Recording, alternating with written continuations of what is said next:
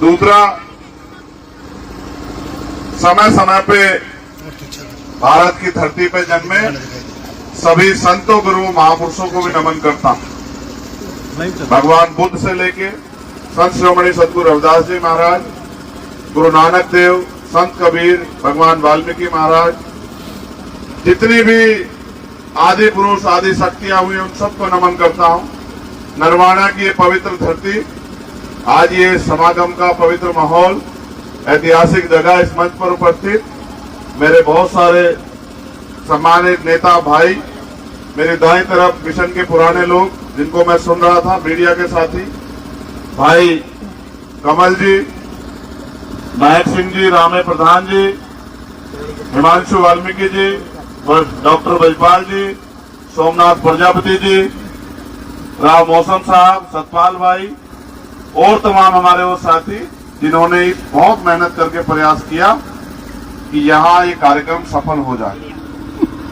मुझे आपसे बात तो बहुत सारी करनी थी, लेकिन क्या करूं, मैं समझता हूं अभी मैंने इनको डांटा भी, ये पहले सीधे चले गए गांव में, उधर शहर में लेके। मैंने इनको कहा रोक के कि एक एक मिनट कीमती है, अपने समय को तमाशे में खराब मत करो।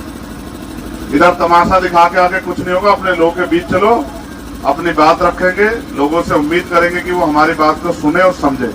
मैं आपसे भी अपील करूंगा, अगर आप समागम में आए हो, सत्संग में आए हो, तो जो बात यहाँ से आपको सुनने को मिले, उसमें से जो आपको अच्छी लगे उसको अपने दिल को लगा लो, और जो आपको अच्छी ना लगे उसको पीछे छोड़ दो, लेकिन अपने गुरुओं, महापुरुषों की बात को मानो।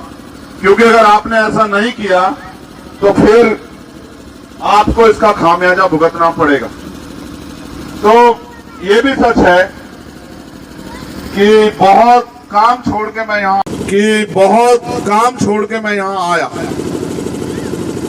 उसका कारण ये है कि बिजनौर में एक आंदोलन चल रहा था महाराज जी। आंदोलन ये था कि वहां गुलदार ने 25-26 लोगों की जान ले ली। जंगल में गुलदार आ गए बहुत सारे, और गरीब कमजोर किसान मजदूर के हालात खराब है, वो खेत में जाता है। हमारी माएं बहनें जिन्होंने पशु पाल रखे, चारा लेने के लिए खेत में जाती, या किसी के खेत में मजदूरी करने के लिए थोड़ी थोड़ी जमीनें जाते,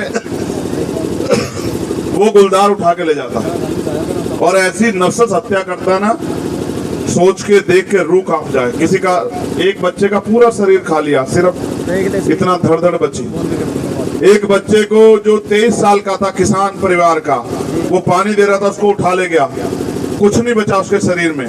एक माँ, जब मैं कल बैठा था, वो रोए जा रही। मैंने पूछा क्या हुआ, कि मेरी 19 साल की बेटी थी, मैं और वो खेत से चारा लेके आ रहे थे, पीछे से गुलदार आया, मेरी बेटी को उठा ले गया, उसकी शादी तय हो गई थी, उसके आंसू नहीं थम रहे थे।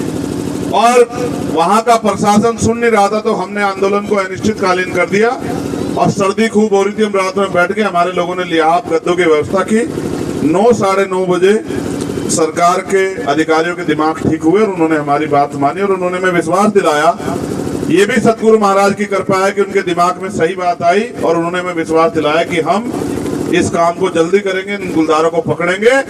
जो परिवार जिनके यहाँ दुख हुआ, उनको 25-25 लाख रुपए का मुआवजा दिलाने का काम करेंगे। जो पीड़ित हैं, घायल हैं, उनको 5-5 लाख रुपए का मुआवजा दिलाने का काम करेंगे। ऐसा हमने प्रयास किया। गुरु जी की गद्दी से हाथ हटाने को कह रहा हूं। तो फिर मैं यहाँ सुबह 9 बजे चल के यहाँ पहुंचा, और मैं समझता हूँ एक एक मिनट बहुत कीमती है, उसको खराब नहीं करना चाहिए। आप यहाँ बहुत संख्या में जुटे हो, बड़ी संख्या मेरी माएं बहनें जुटी हैं, मैं उनका भी धन्यवाद करूंगा। लेकिन मैं उनसे ये भी कहूंगा, जो अपने बाप को बाप नहीं कहता है ना,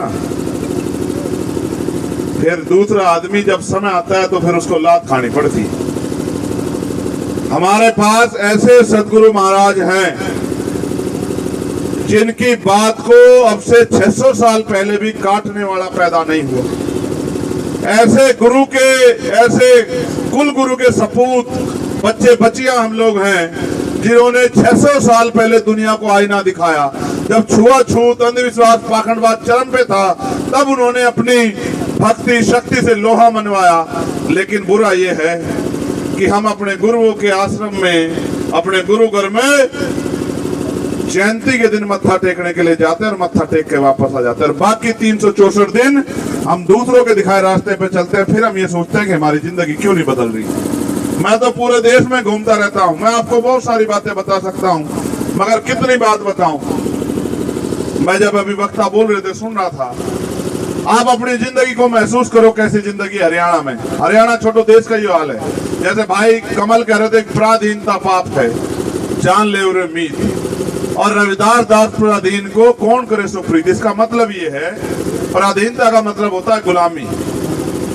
गुलामी का जीवन पाप है और हम यहाँ गुलाम से ज्यादा कुछ नहीं है। इस प्रदेश में और देश में हमारी हैसियत गुलाम से ज्यादा कुछ नहीं है, क्योंकि गुलामों के पास अधिकार नहीं होते और हमारे पास भी अधिकार नहीं है। और जो थोड़े बहुत अधिकार हैं वो अधिकार कब छीन जाए इसका भी पता नहीं। फिर जिस दिन वो अधिकार छीन गए, ना तो आपको कोई मंच पे बैठने देने का और ना ही आपको सुथरे सुथरे कपड़े पहन के अपने घरों में काम करने देने का। जिस दिन आपसे ये संविधान के अधिकार चले गए, फिर उन्होंने आगे कहा, मैं तो गुरु जी को बहुत पढ़ता हूं, आप गुरु जी को धार्मिक रूप से इस आंदोलन को आगे बढ़ा रहे हैं, लेकिन मैं जानता हूं सतगुरु जी ने बहुत सारी बातें कही। मैं आज गुरु जी के समक्ष रखूंगा कि वो इस बातों को कहा करें समाज में। सतगुरु जी ने कहा, तिरुपति एक सेज सुख सूथा, सपनों भयो विकारो, अचरत राज बहुत दुख पायो, सोगत भई हमारो।